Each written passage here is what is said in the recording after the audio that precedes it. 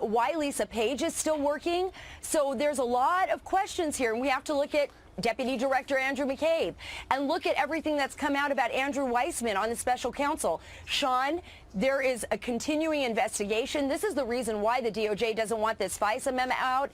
This is the reason why people are so tight-lipped about this.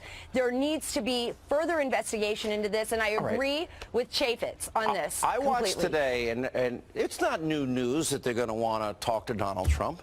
It's not even, it's old news. Right. Oh, Steve Bannon is talking. That's old news, too. Didn't these leaks, don't you suspect, as I do, this came right from Robert Mueller's office, because they are under fire, and because of all that we're discovering here, they know their time is up. It's not unusual for a special counsel to interview the subject of the investigation, Donald Trump. Trump can't hide behind executive privilege because that only applies to protecting your communications to Congress. This is a criminal investigation. The president could be hauled in front of a grand jury. So Trump has to respond and testify. The only question is, can he limit the scope of it, which his attorneys should try to do? Because, you know, I was a defense attorney. I've yet to meet a prosecutor who cares a whit about justice and fairness. They care about convictions and indictments. They're one loss column.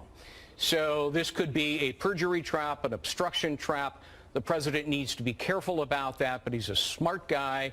And when he needs to be, I've read his depositions, he can be very focused and cogent. Would you ever let the president, and I appreciate he wants to be upfront, honest, I would never in a million years, never, ever allow him to go before this witch hunt special counsel.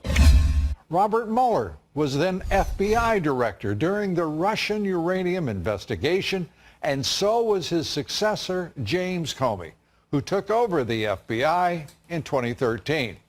Then U.S. Attorney Rod Rosenstein was supervising the racketeering case, as was then Assistant FBI Director Andrew McCabe, whose wife ran for a Virginia State Senate seat and received some $700,000 from Clinton's supporter, Governor Terry McAuliffe.